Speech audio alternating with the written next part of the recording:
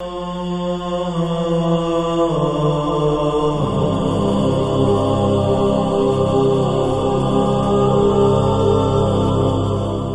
باللہ من الشیطان الرجیم بسم اللہ الرحمن الرحیم وبہ نستعین وہو خیر ناصر ومعین والصلاة والسلام علی رسولہ الکریم وآلہ الاطہار اللہم لعن قتلۃ امیر المؤمنین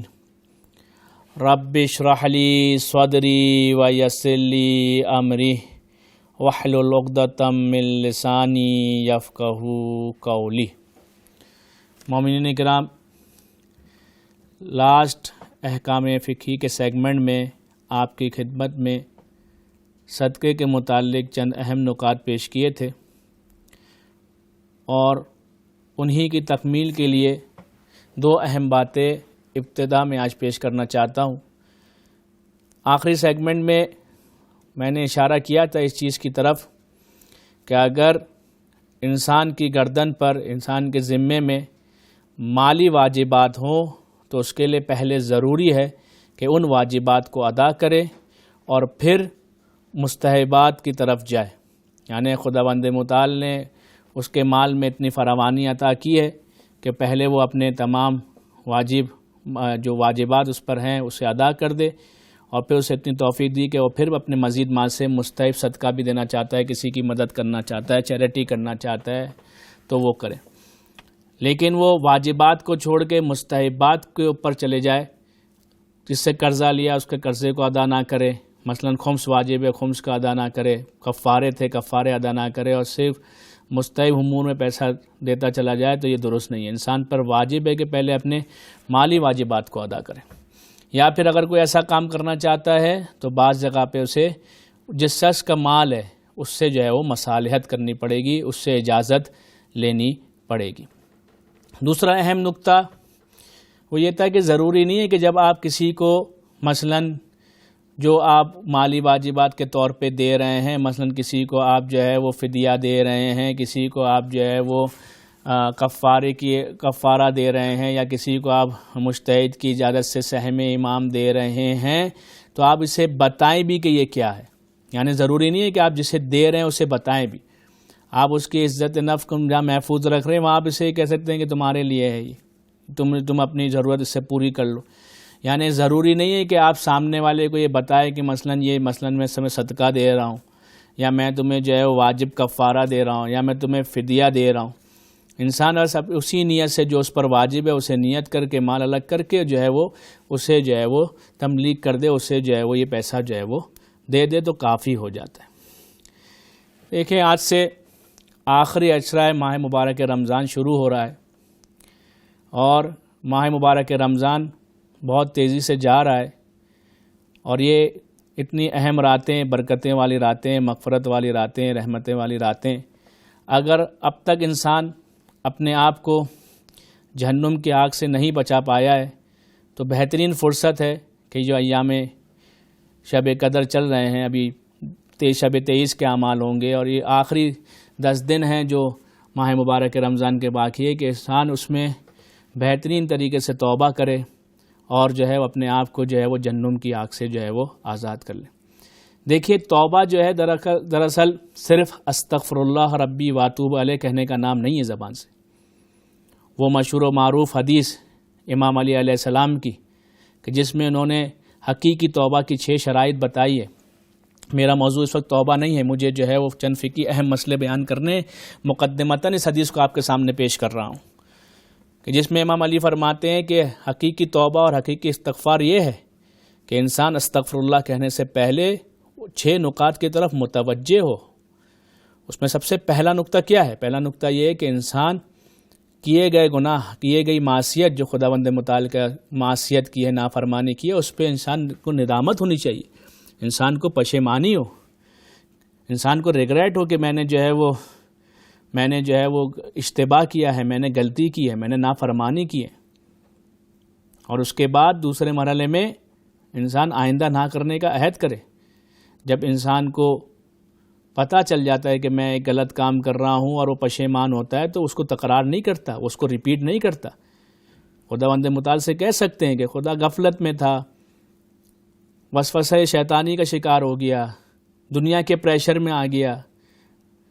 اور بھی کسی بھی وجہ سے جو ہے میرا مقصد نہیں تھا کہ میں جو ہے معصیت کروں، لیکن مجھ سے معصیت ہو گئی، غلطی ہو گئی، پشیمان ہوں اور وعدہ کرتا ہوں، عہد کرتا ہوں کہ آج کے بعد گناہ نہیں کروں گا۔ تیسرے مرحلے میں اگر کوئی حقوق اللہ چھوٹا ہے، اللہ کے حقوق میں سے ہم نے چھوٹا ہے، مثلا نمازیں قضا ہیں، روزے نہیں رکھیں، تو انسان جو ہے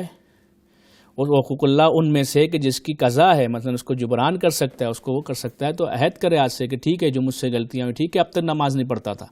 اس ماہ مبارک رمضان سے آج سے میں نے نماز پڑھنا شروع کی، لیکن جو نمازیں میری گردن پہ تھے جتنا میرے لیے ممکن ہوگا اپنی زندگی میں جو ہے اس کی قضا کرنا شروع کروں گا۔ ہر روز مثلا جو ہے جہاں ہر روز ایک نماز فجر آج کی پڑھوں گا، حد اقل ایک نماز فجر قضا بھی پڑھوں گا، ظہر اثر کے ساتھ ایک ظہر اثر قضا بھی پڑھوں گا، مغرب عشاء کے ساتھ حد اقل ایک قضا بھی پڑھوں گا، تو انشاءاللہ آگے انسان توفیق دے گا کہ اپنی زندگی میں ہی جو اس کی گردن پہ نمازیں تھی انسان خود ہی جو ہے وہ اتار کے چلے جائے گا۔ یا مثلا جو روزے گردن پہ ہے تھوڑے تھوڑے عرصے سے جب موقع ملے گا،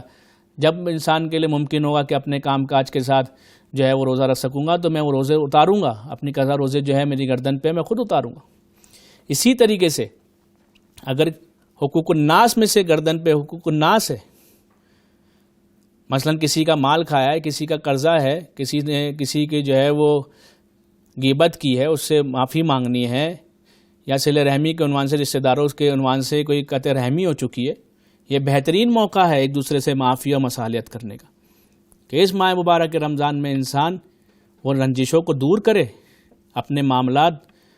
خدا کے بندوں کے ساتھ صحیح کرے تاکہ اس کے معاملات خدا کے ساتھ صحیح ہوں۔ اگر یہ 10 راتیں بھی انسان نے کھو دی تو کب اپنے آپ کو جو ہے وہ صراط مستقیم پر لائے گا۔ اور اسی طریقے سے 5ویں شرط کہ